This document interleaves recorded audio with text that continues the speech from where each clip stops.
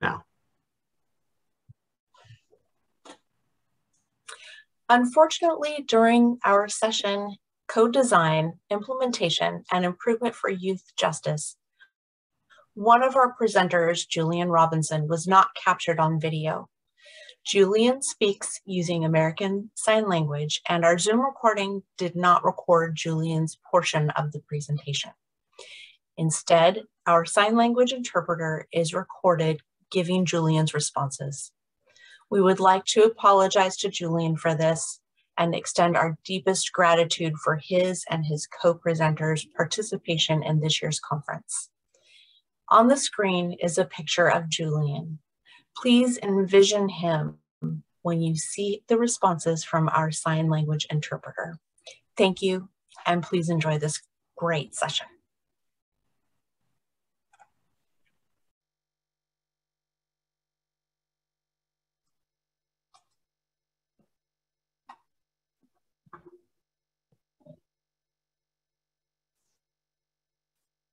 Good morning. Welcome to Co-Design, Implementation, and Improvement for Disability Youth Justice with Carrie Bossas and Sarah Arvey. I'm Sharice Pedcock with Results Washington. My pronouns are she, her, and I will be your moderator today. We have about 310 attendees registered for this session, and we're happy you're here. I'm joined today by Emily Dahl, who will be providing the ASL interpretation. And thank you to my team member, Elisa Julius, who is managing technology behind the scenes. I want to share a few things before we get started. We know many of you are familiar with Zoom meetings, but there are some differences in Zoom webinar, which we're using today. The biggest difference is that you won't be able to talk or have your video visible. This ensures all participants can focus on today's presentation.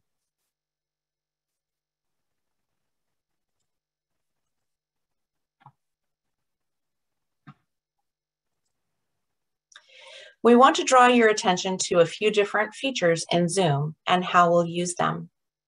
Move your mouse and the toolbar will appear.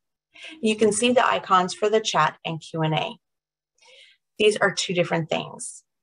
Chat will not be available during this session, and Q&A will be used for this presentation. So if you have questions, feel free to pop them into the Q&A box.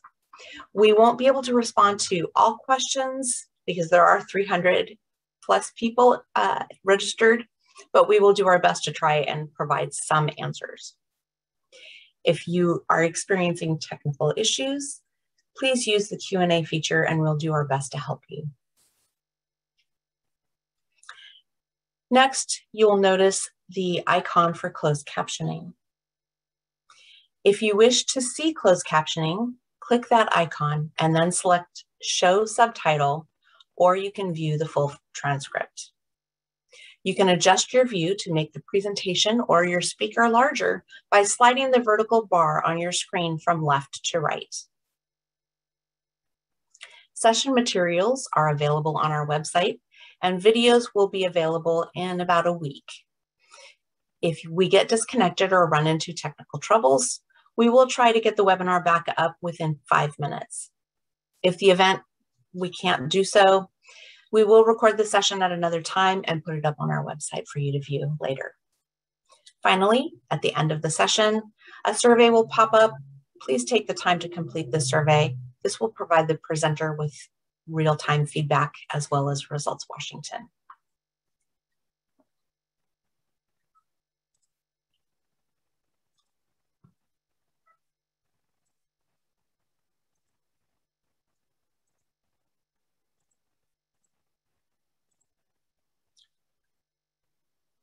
So I'd like to welcome at this time Carrie Bossas and Sarah Arvey.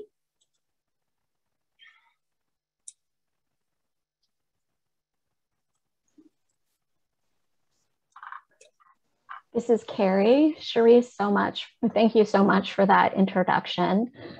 For access reasons, I'll provide a visual description of myself. I am a white woman in my mid-40s with blonde hair in a bob, and I am wearing a dress that has a honeycomb pattern to it. Today, we're going to talk about a project that we did as a collaboration between our Office of the Education Ombuds, students, teachers, and researchers, all of which who had disabilities. You'll see that the project is called 1 out of 5, Disability History and Pride Project. The 1 and the 5 on the image to the right are in ASL, and we have the same in Braille below. We were lucky to have an artist do silhouettes and in bright colors showing students of different ages and abilities and genders in a school setting. And the biggest image on this slide is of a blue silhouette of a boy who is looking towards the future, towards a book. Thanks to Sarah, Julian, and Warren, they'll have a chance to introduce themselves and provide a description of their role as we get closer to the panel.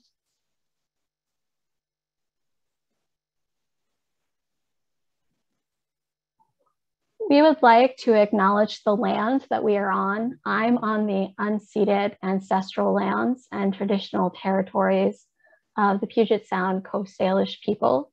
The other panelists today are joining from the lands of other tribal nations in Washington, such as the Yakima and the Cowlitz. We acknowledge the role that we have in building relationships that honor the land, its people, and tribal sovereignty. You can always find which lands you are occupying by going to this great website, native-land.ca. And I would also flag that our state office of the Superintendent of Public Instruction has a wonderful curriculum called Since Time Immemorial to talk about the contributions, historical and current, of our tribal nations in Washington. Our agenda today will be a project overview, design, and use, the student perspective panel, which will occupy 25 minutes.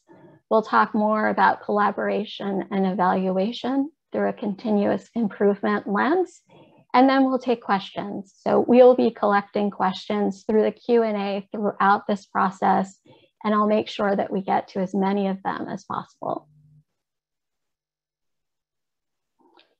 We want to center disability justice, and so in engaging today, we encourage you to attend to your body, mind, take breaks, engage in ways that restore you and center justice, honor the daily ongoing trauma of racism and anti-Blackness, be humble, always commit to action, and then learning is everywhere. And I think we have an opportunity to continue to learn from each other, and we'll talk more about how we learned about our roles in this project.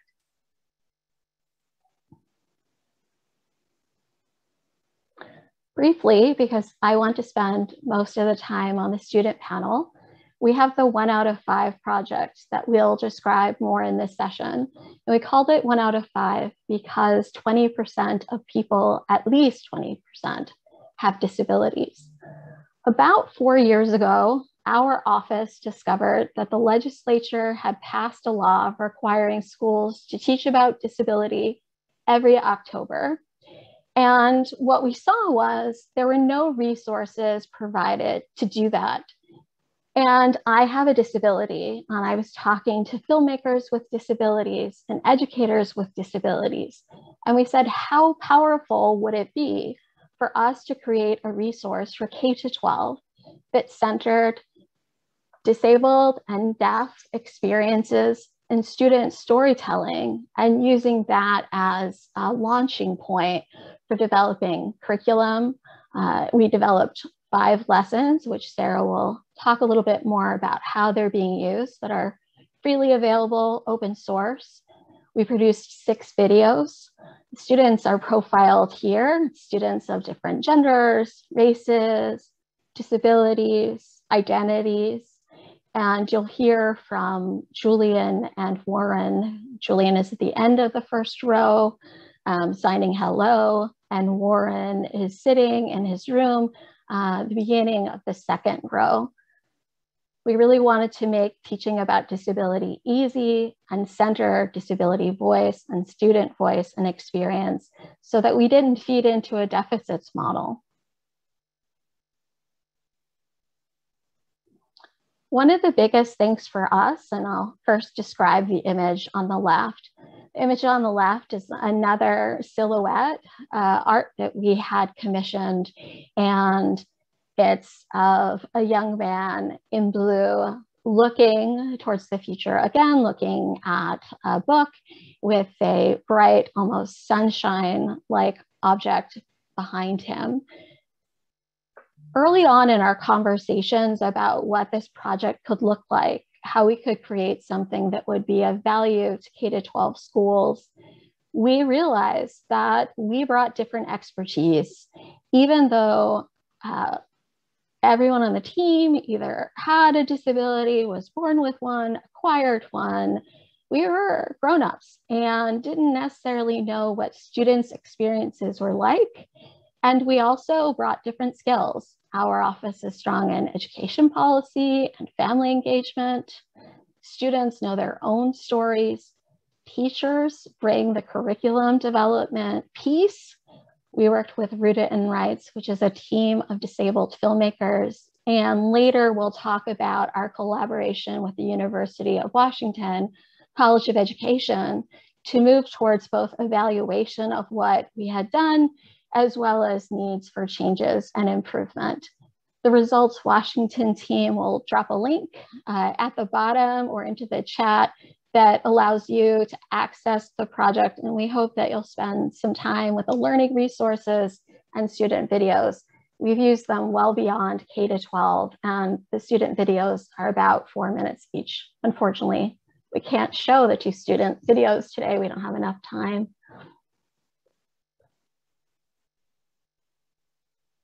Our goal was really to center student voice. So I am going to transition to Sarah. Hope that Sarah and Julian and Warren can introduce themselves. And I know Sarah will describe the beautiful artwork on the left too. Yeah, thank you so much for that awesome introduction. To begin, on the left of the slide is an image of Anita Cameron, a Black woman with locks wearing an Adapt beanie.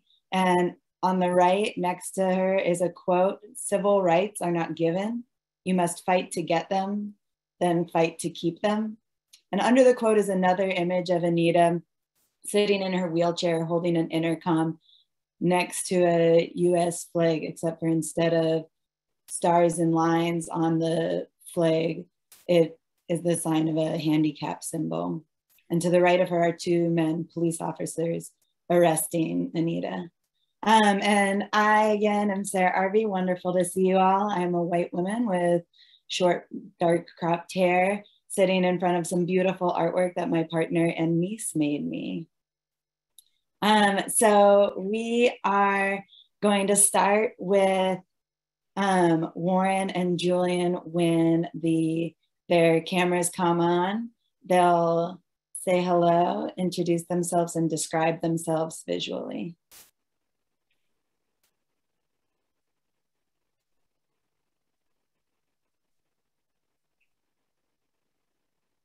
Awesome. Julian, do you want to start us out? Begin with an audio description of what you look like, and then introduce like a little bit about yourself.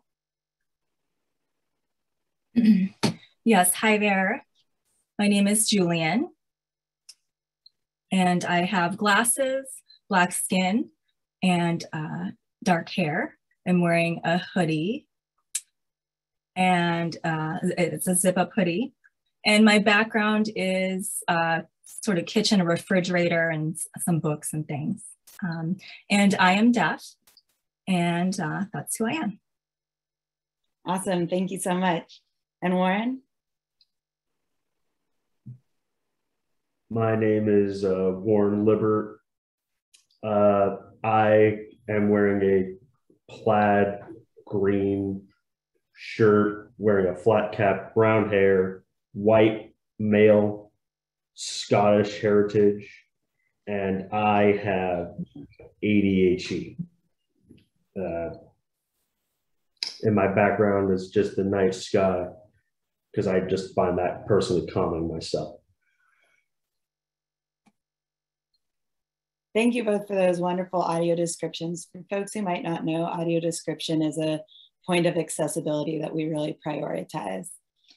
So as we get started, Julian, why don't you start us off again, but both of you can answer, why did you choose to participate in 1 out of 5?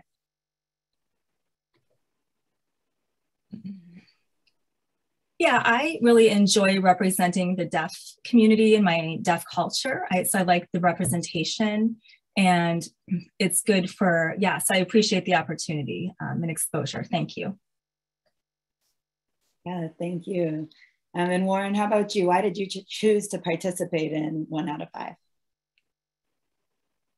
At first, personally, it was just because I wanted to share my side of the story, to spread that awareness, even though if I didn't know what it was at the time. But now, I really feel like I have some kind of responsibility to help spread this awareness now for others that don't have the voice or just can't speak up because they feel like they can't.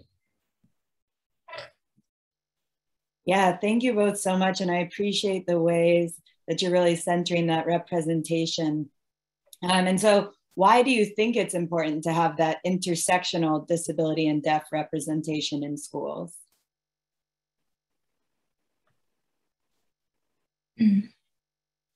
Yeah, it's important to represent deaf people and also other people, of course, with disabilities, to show that we can do anything. And that, so for students, young students, to look up to us older students and have that in their mind.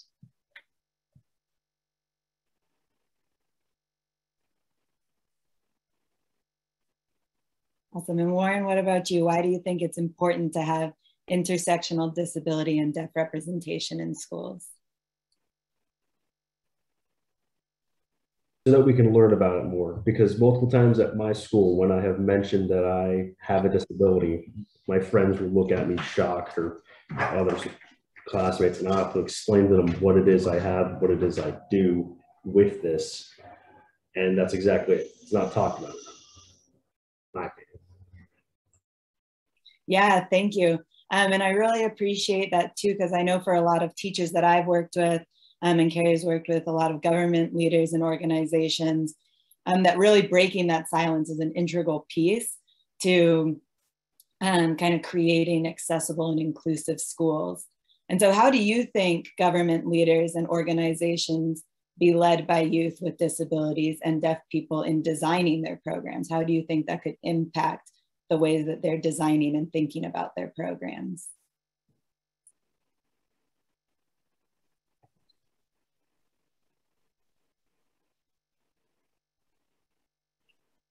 Just looking here at the question.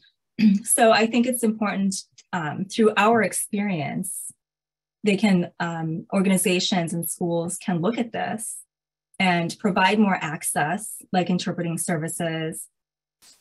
And I want them to notice that and understand that deaf people and any disabled group really can do anything, and just spread the word that Deaf Awareness Month was last month in September. So just for each disability, bringing awareness and having more recognition and acknowledgement for people in government.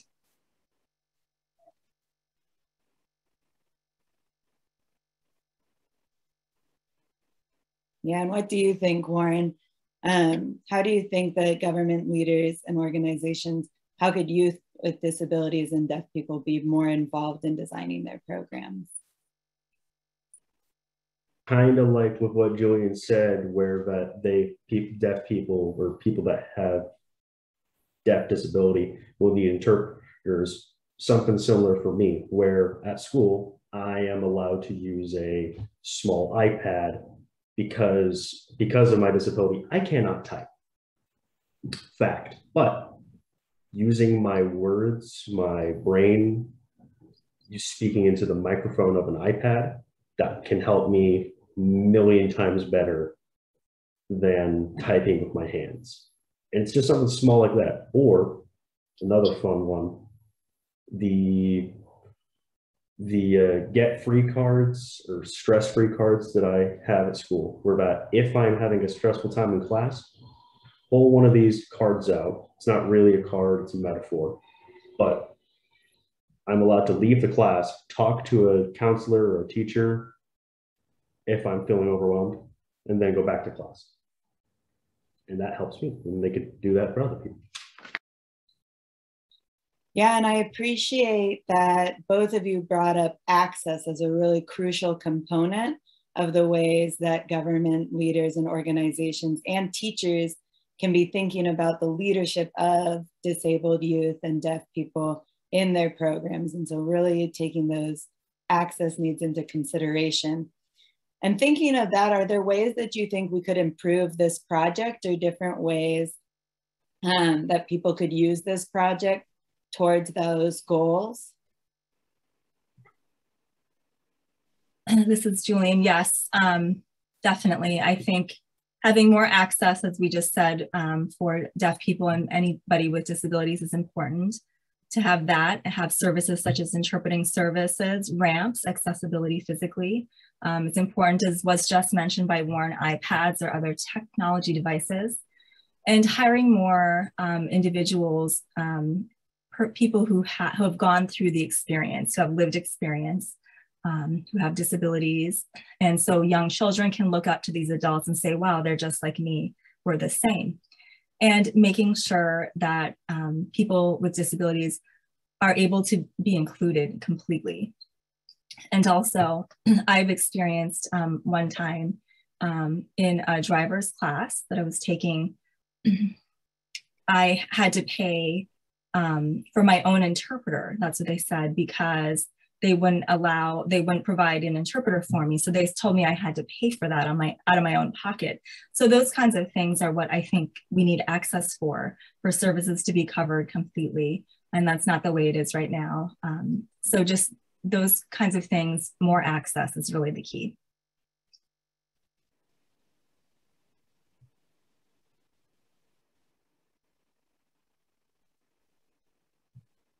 Yeah, and Warren, what do you think about that as well? Can you think of ways that we can improve this project and like bring it into more spaces to make your messages even stronger? I'd say bring it into school at a much younger grade. And because of that, my mom knew I had ADHD since I was born. And around 4th or 5th grade, she was trying to get me to do, like I said, with the iPad, some way where I could speak into a microphone and then it could print it on a computer on like a Word document. And she tried that for 3 years and the school did not allow her to do that. And I think that really affected my grades during that time. And exactly just that's one way we can improve it. One way you can improve it, I'll do this. Have people learn it at a younger age so that we become more aware.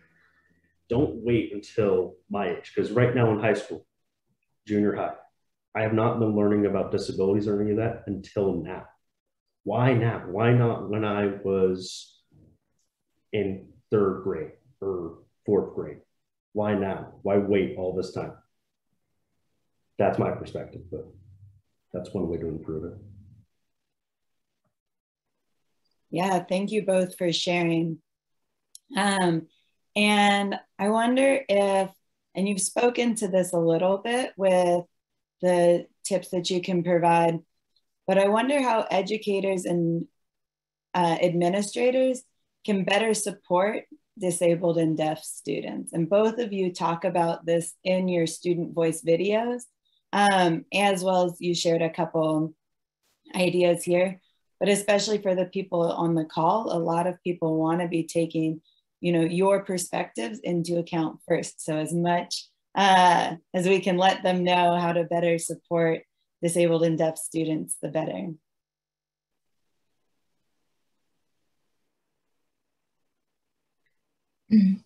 Well, for me, I think having more deaf schools in Washington State, I mean, it's limited, the resources. I feel that some parents who don't want to let go of their kid from wherever they live, maybe say in Seattle and or anywhere within the state, any region within Washington, to allow them to go to a state school, you have to let them go, and they have to be in Vancouver, which is very far away. And so that's difficult. So I think more access with deaf schools, more than just WSD, the Washington State School for the Deaf, we need more of these. And so also in public schools, I think elementary school, starting there, it's been so frustrating for me not having access and having all of these barriers in my way. And when I transitioned here to a deaf environment, I felt so much better. Back then I couldn't communicate. It was really frustrating. There were all the barriers, and here it was a total relief. Communication is free and easy. I can talk directly to my teachers. There are interpreters if I need to speak to someone else. So I really wish there were more deaf schools in Washington State. And also I wish there were more deaf teachers, honestly, in public schools. There are few. And so I just feel that when you're talking or seeing your teacher that's deaf like you, it would make you feel reassured, and it would be good as a role model for anyone with disabilities that would feel the same way. And so that representation, just having more adult role models that have experienced the same things I'm experiencing. And, you know, to inspire us especially. So yeah, that's my answer. Thank you.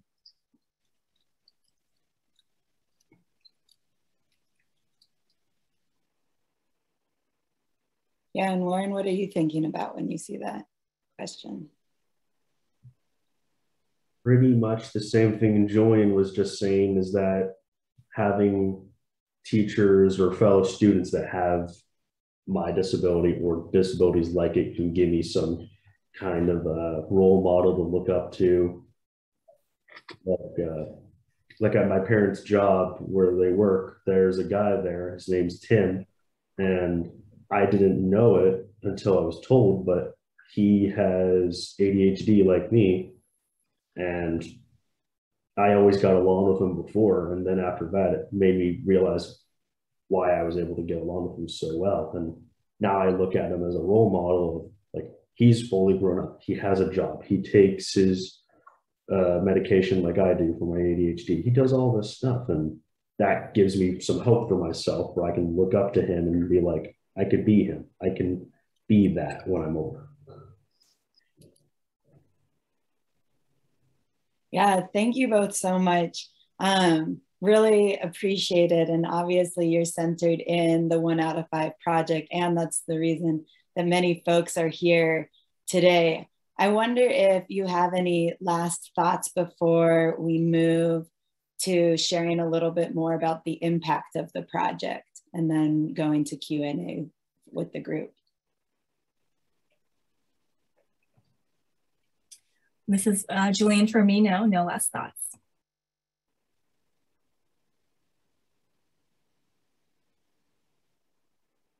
I did just get a Q&A in the chat though that actually is for you, Julian, so if you don't mind me asking, do you feel if the public schools had better setups for you, would you want to attend a public school or still the school for the deaf that you're currently in?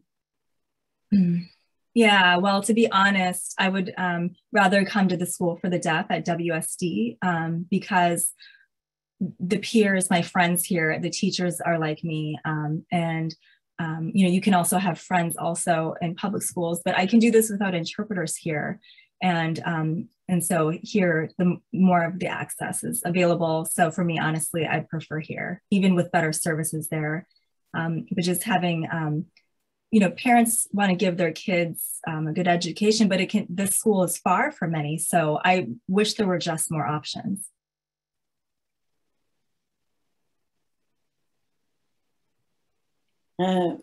Yeah, and we also got asked, like, how do you think, as both of you talked about the importance of representation, how do you think we can widen our recruitment to reach and interview and hire people with disabilities and deaf people? For me, I feel like spread the word, the knowledge, get it out there, and I don't know, just get, you know, more deaf students, you know, groom them to be teachers. It's difficult, I know.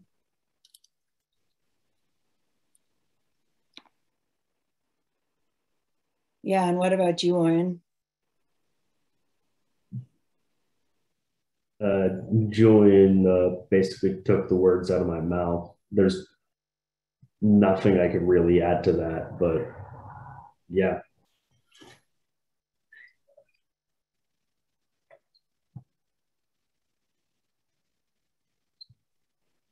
Awesome. Thank you both again. We're gonna all explain a little bit more about the impact of the project.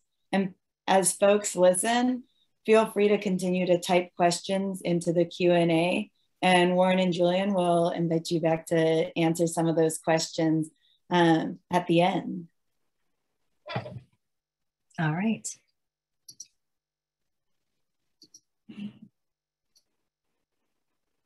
See, okay, we can go to the next slide to talk a little bit more about our impact by the numbers. So while we're providing some of the initial numbers that we've been able to record throughout the process of the creation and implementation of 1 out of 5, there's no real way that we have to fully track how many teachers were using these resources.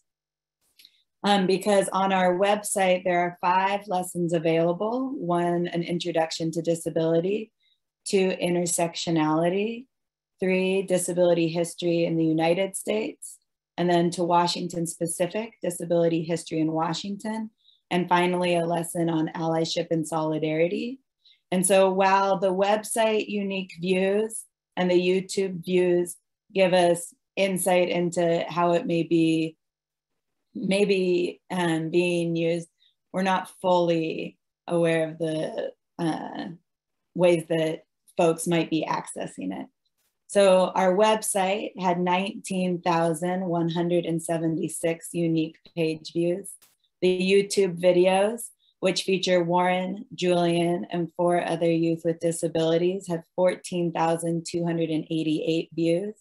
On Facebook, we've been able to reach 25,380, and 3,007 of those have really engaged in the Facebook page.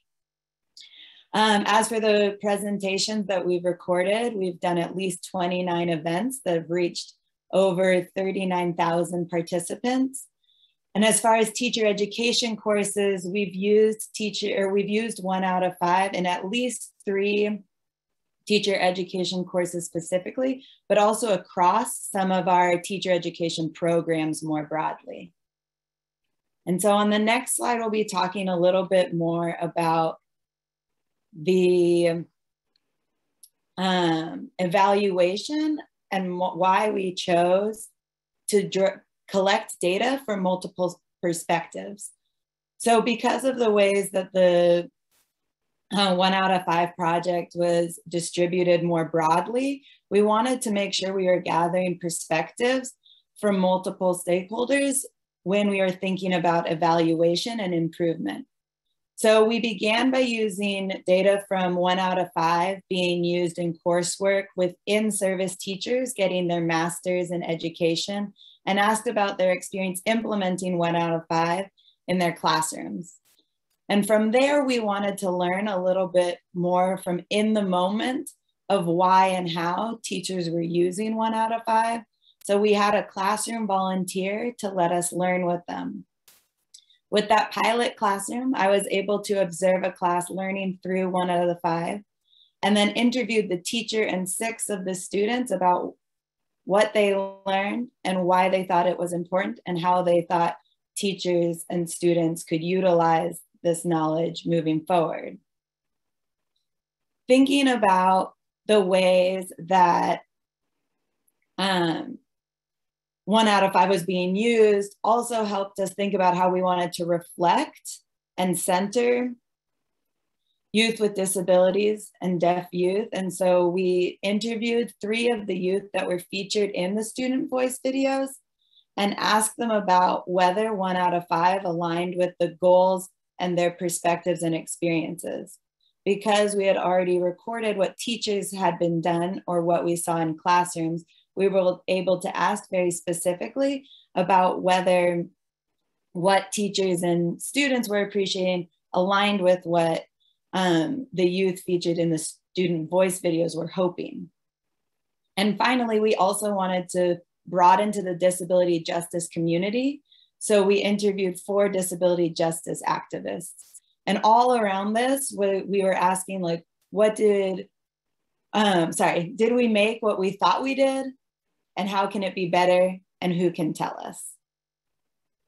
And so on the next slide, you can see our themes.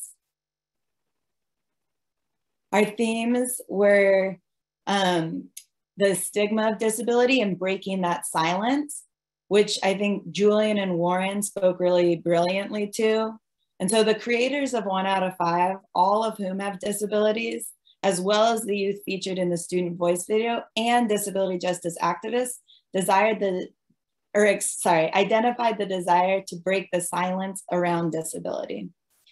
Because when people aren't talking about disability, they felt like that perpetuated a stigma. And so based on the reflections of the teachers and students, they also felt that when they were able to engage with these lessons, they were able to reflect on their teaching practices and kind of co-construct knowledge with their students. And students with and without disabilities really appreciated having a space to talk openly about disabilities because they had curiosities, they had questions, and there hadn't yet been space in their educational experience to really discuss those openly. Which kind of led to the next theme, which was the importance of disability identity and community. And so having a curriculum that positively represented disability also brought kind of a positive development of disability identity and community, which Warren and Julian also spoke really beautifully to, both in that the whole 1 out of 5 team had disabilities. And so within the project, we were building community, as well as students throughout the process were able to find other individuals who shared their identities. And again, that was also represented in the classroom data that we collected. Teachers reported students with disabilities being more open and sharing about their disabilities. When I observed, there were students with disabilities that proudly related to the videos and would share their access needs. And so then students were set up to really support one another, learn about one another, and create communities in meaningful ways. And that kind of contributed to new conceptions of inclusive school environments. So centering the perspectives and experiences of students with disabilities really opened up opportunities to think about what does access mean? You know, and Warren and Julian both talked about the importance of access, of addressing those barriers that show up in our schools and ensuring that we're creating accessible and inclusive school settings. And so from there, teachers and students alike were excited about these possibilities.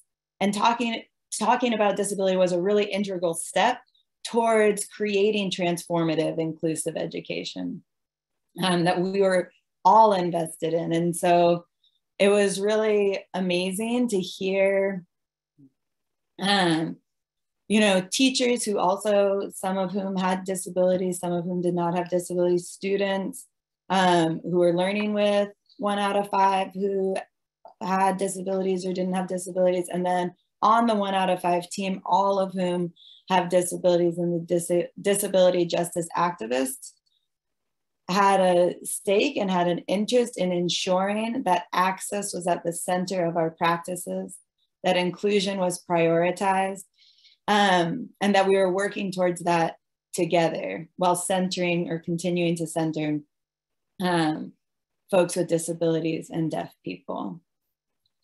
And so we'd love to open it up on the next slide and thinking about kind of our potential expansions and thinking about ways that we can utilize what we learned throughout this process to really support students with disabilities and deaf students in school as well as in community. And so some of the ideas or potential expansions that we've thought of through the process is additional teacher training.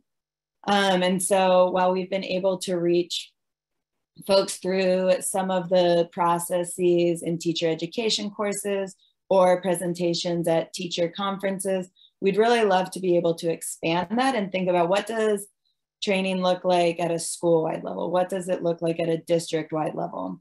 And the other space that we would love to learn more about is around youth advocacy. And so that could look like creating community spaces, affinity spaces for disabled and deaf students, ensuring that we have their experiences and perspectives at the center of our conceptions of what inclusive and accessible schools look, feel, and sound like. And so again, really centering that youth advocacy, both within our affinity spaces, as well as advocating outside of those to include disabled and non-disabled people in transformative practices. And so I think we're gonna stop sharing the slides now, if I'm correct, Carrie. And you're gonna guide us in some of the Q&A that's come up. Yes, this is Carrie, and thanks so much to Julian, Warren, and Sarah. I just wanted to note, Sarah mentioned that we want to focus and center disability justice and access. And certainly over time, we have learned about each other's access needs, and we're continuing to improve in that way too. So it may be new to you for people to present and describe what they look like. In fact, I sometimes joke with others that you're kind of wondering, why is that lady talking about what she's wearing? But when we think about audio description of slides, for example, what we're trying to do is create the same access to the material that you're seeing if you aren't blind or don't have a vision impairment, as someone who is blind or has a vision impairment would offer. You'll see that also in the videos that we created. Some people have noticed it, but there will be a description of meaningful content, right? You're not going to describe every little thing on the wall, but what's happening. So someone who is watching it who's blind can get a great picture in their minds of what's happening. So we hope that you'll check out the videos in that way. I also wanted to share, and we'll keep lighting up the Q&A, that one of the challenges in this project, right, is COVID hit. We made student videos before then, but when we were thinking about continuous improvement, we had made these resources thinking about a traditional school environment. So one thing our team did is, I think Sarah mentioned that we got a community-based action research grant through Unite Ed at UW College of Education.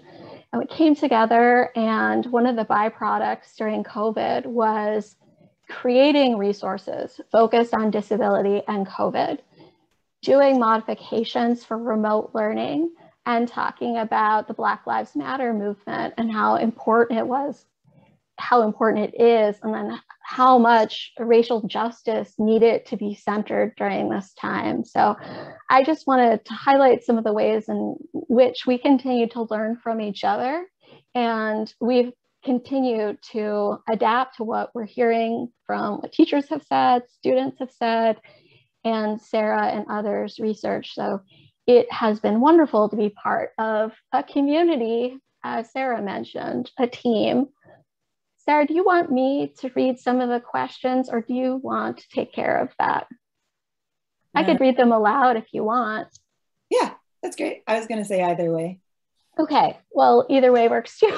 So Joel made a comment that his 12-year-old daughter is autistic, and he has found a mixed bag in public schools that she has attended.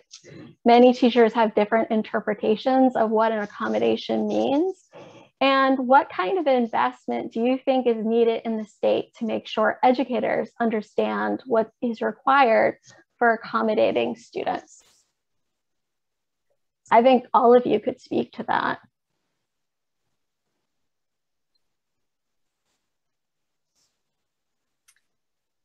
This is Julian.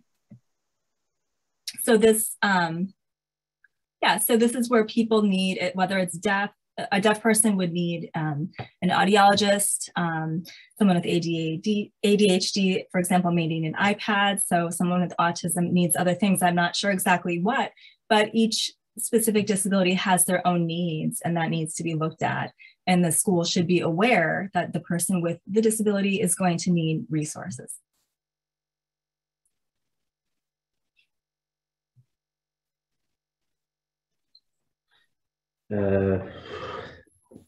Yeah, just like Julian said, that everyone needs that different whatever.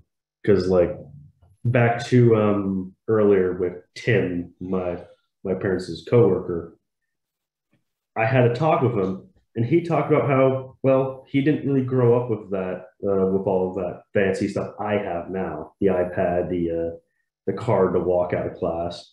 But he said he found out his own way. He didn't explain it. I asked him. He said he didn't remember, but he found a way, and that's exactly it. Is that we all find a way that we can all help ourselves, and that could be anything. That could just be a mentality, like think about your mentality, what you can do to fix a problem, or just the right resources, stuff like that.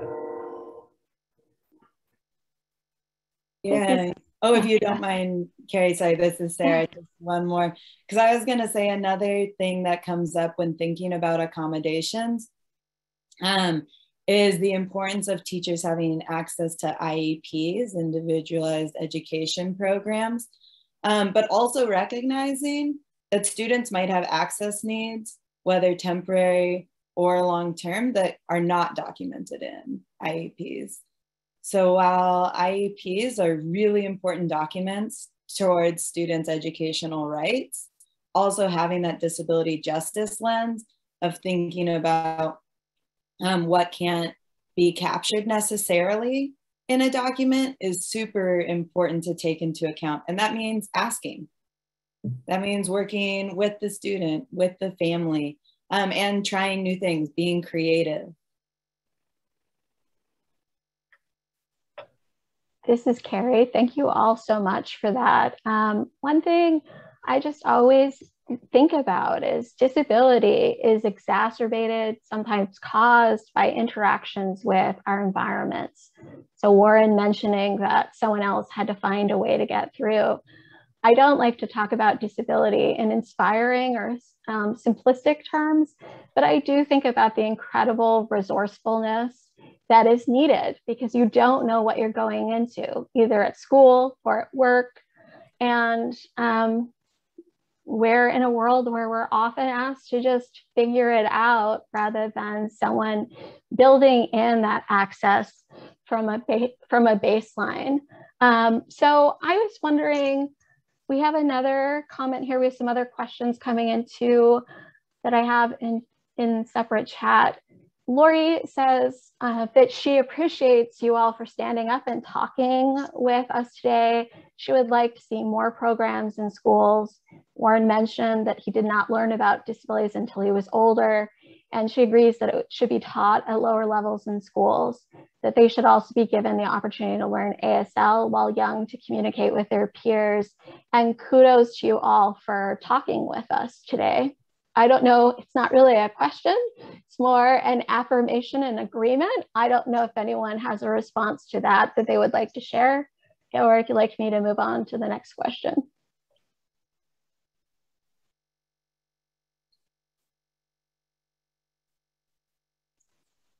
This is Carrie again. You're getting some love in the Q&A. Christina mentioned that she appreciates the work you're doing to help educate people about disabilities. She's been an advocate for her daughter since birth. And so It hits so close to home, and she loves the idea of educating people at a young age in the school curriculum. And Laura writes, as a mother with kids that have disabilities, I find it's a struggle to get teachers to understand the needs my kids have. With my daughter, she's on the spectrum of autism, and I focus on the IEP to ensure her success.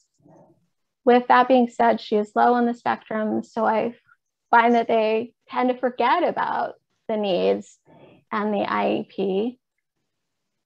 Does anyone have any response to that? Maybe in ways that you feel like people have minimized your access needs or the supports because you appear to be doing so well? Yeah, this is Julie, and I think that's completely wrong that teachers would do that. And there's no reason why they wouldn't pay attention to what's in there. I mean, there are needs and they shouldn't just minimize it. It's just unfair.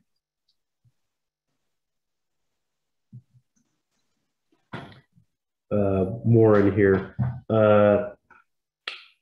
I can relate to this slightly, as ADHD is a off-brand of autism in a way, and I have had this happen to me, where I would show up to class, pull out the iPad, whatever, and then get told, you can have that here. And the way I did this was basically get the IEP and basically talk to the office and basically say, this is it right here. I have the piece of paper, I shoved it in their face, metaphorically. I shoved it in their face saying, this is my IEP. I am allowed to do this stuff. I am allowed to have the iPad in here and use it in the class as a tool, just like a Chromebook, just like a textbook, just like a notebook for writing down notes, anything. This is a tool I have. You take this away from me, you're literally violating my rights. But that's the way I figured, because I am stubborn and I like to face my problems head on. So maybe you could find something else. Yeah, this is Sarah. Thank you both, Julian and Warren.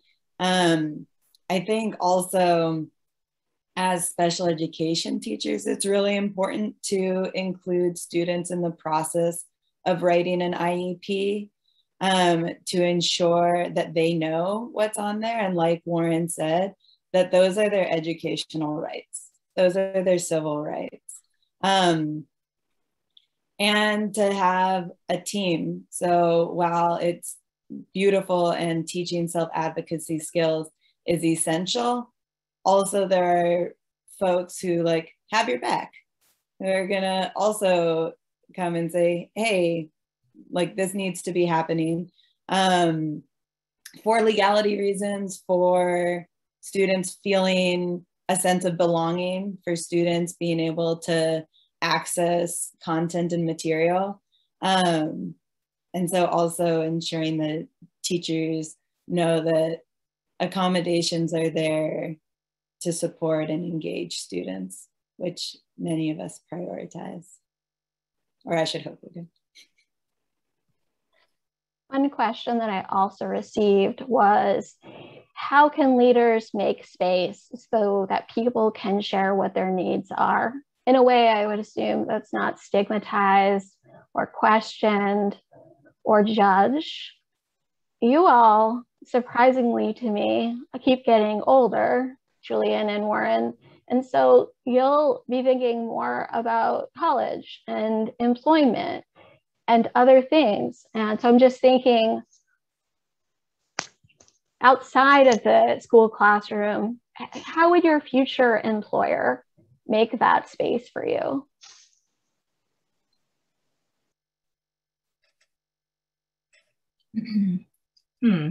That's a hard question. I haven't thought much specifically about that. Let's see. Maybe by having slow things down. I mean, I think that, you know, if it's a hearing person, I would need to pick things up as I go, and yeah, just slow things down, because I am deaf, and maybe have to work twice as hard sometimes than my hearing peer, because I have to figure out, communication in a different way. And so I think that maybe by slowing things down, that would help. And of course, having notes, writing on, for a future employer, writing on paper or texting or something, just finding ways, get an interpreter to communicate with me would be really helpful.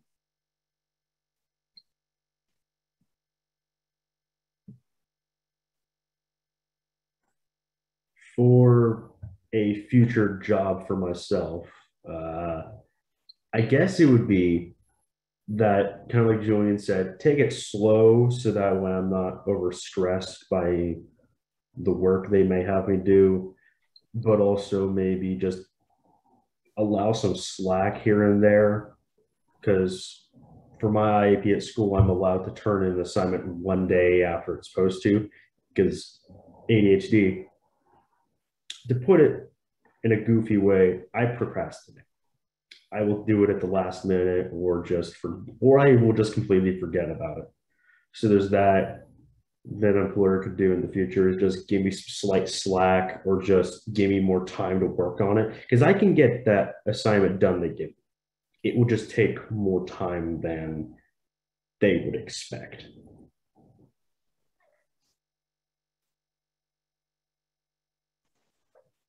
This is Carrie. We're almost at time. I see that Jennifer, who's a parent of kids with disabilities, mentioned that she tees up the teachers by giving them a brief overview of her children's 504 plans, so that's accommodation plans and IEPs, just to, and that usually things go well after she makes herself available to answer those. Given that we're in the end, oh, you got more love from a sibling of a disabled adult, and there's a lot of love coming in. What we could wrap up by asking, I'd love to ask you three, who else should be using these materials besides K-12 teachers?